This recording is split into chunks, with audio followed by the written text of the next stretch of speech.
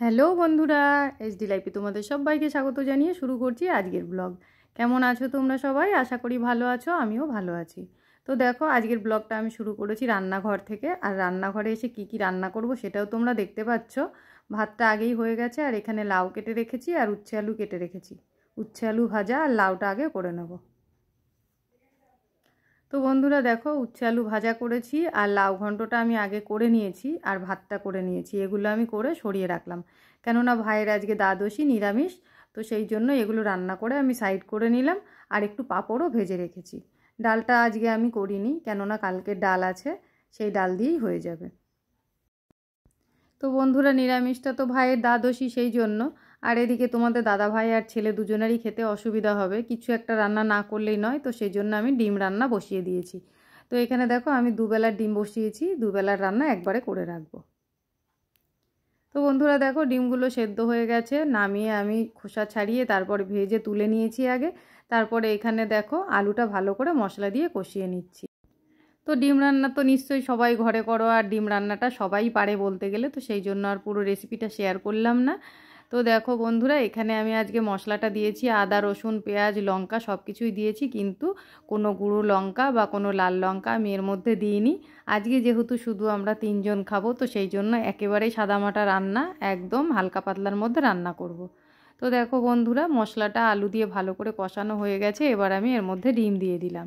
আর আমি যখনই ডিম রান্না করি তখন ডিমটা সেদ্ধ করে তারপরে চারদিক দিয়ে চিড়ে নিয়ে তারপরে ভাজার সময় তো নুন হলুদ দিয়ে ভাজা হয়ই। তারপর আবার দেখো, কষানোর সময় ডিমটা দিয়ে দিলে কি হয়, পরে যখন ঝোলটা ফোটে সেই সময় বেশ ঝোলটা ডিমের মধ্যে ঢুকে যায়, ডিমটা খেতে বেশ ভালো লাগে। তো দেখো বন্ধুরা, ভালো মতন কষানো হয়ে গেছে, এবার আমি এর মধ্যে জল দিয়ে দেবো। আর জলটা একটু বেশিই দেবো, আজকে আর কষা কষা করে রান্না করব না, তোমাদের আগেই বললাম একটু হালকা পাতলার মধ্যেই রান্না করব। তো সেই জন্য জলটা একটু বেশি করে দিয়ে দিলাম। এটা রান্না করে তারপর আমি দুবেলার জন্য ভাগ করে রেখে দেবো। তো বন্ধুরা দেখো, রান্না হয়ে গেছে। আর তোমাদের যেটা বললাম, আমি একদম হালকা পাতলা রান্না করেছি আর দুবেলার জন্য দেখো আলাদা করে রেখে দিয়েছি।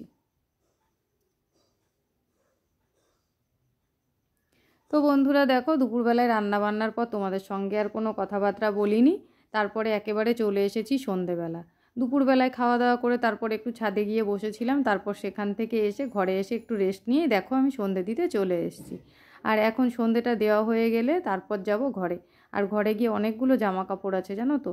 দুদিন ধরে জামা কাপড়গুলো ধুয়ে রেখে দিয়েছিলাম, সব তুলে রেখেছি, দুদিন ধরে শুকিয়েছে। যেহেতু শীতের বেলা, একটু বেলা হলেই না তারপরে আর জামা কাপড়গুলো শুকায় না।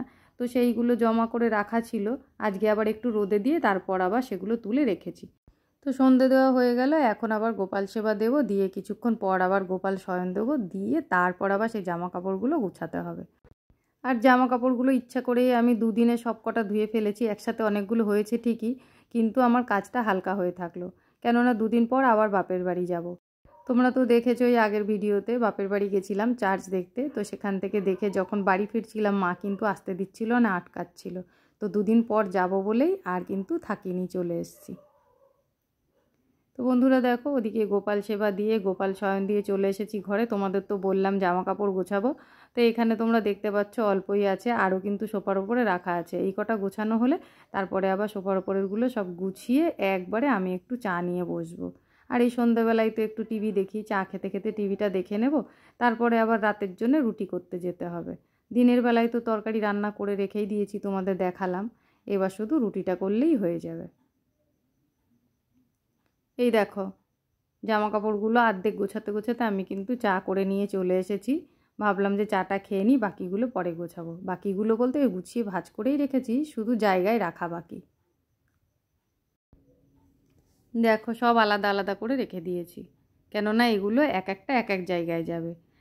তাকগুলো আলাদা আলাদা আছে, যেগুলো সব সময় পরি সেটা একটা তাকে, যেগুলো কোথাও গেলে পরি সেটা একটা তাকে, আবার যেগুলো খুব একটা দরকার পড়ে না সেটা একটা তাকে। এইভাবে আমি গুছিয়ে রাখি। তো জামা কাপড়গুলো ওদিকে গুছিয়ে যার যার জায়গায় সেগুলো রেখে দিয়েছি। রেখে দিয়ে চায়ের বাসনগুলো বাইরে রেখে, বাইরে বলতে রান্নাঘরে রেখে, তারপরে দেখো আটা নিয়ে বসে গেছি মাখতে। আর যেহেতু টিভিটা চলছিল সেই জন্য আর টিভিটা বন্ধ করিনি, ভাবলাম যে আটাটা এখানে বসেই মেখে নিই টিভিটা দেখতে দেখতে, তারপর রান্নাঘরে যাওয়ার সময় টিভিটা বন্ধ করে দেবো। তো বন্ধুরা এখন আটা মাখা হয়ে গেলে রুটিগুলো করে নেবো। আরও কিছু কাজ বাকি আছে, তো চলো রুটিগুলো করে নিই, করে সেই কাজগুলো সেরে নিই। তো বন্ধুরা দেখো চলে এসেছি রান্নাঘরে, আর রান্নাঘরে রুটি করতে এসে রুটিও আমার প্রায় হয়েই আসলো। এই কটা হয়ে গেলেই হয়ে যায়। তো বন্ধুরা জানো তো, দিনের বেলায় তো ডিম রান্না করলাম, তো তোমাদের দাদাভাই আজকে দুপুরবেলায় খেতে এসে বলছিল যে একটু মাংস আনলে ভালো হতো।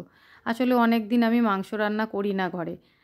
কি বলো তো, মাংসর উপরে আমারও অতটা আগ্রহ নেই, তারপরে আবার দুদিন পর পরই আমাদের কিন্তু নিরামিষ রান্না হয়, তো সেই জন্য খুব একটা সুবিধা হয়ে ওঠে না। তো আজ খাওয়া দাওয়া করার পর যখন দোকানে গেল, তখন যাওয়ার সময় বলে গেছিলো যে সন্ধেবেলায় মাংস কিনে পাঠিয়ে দেবো।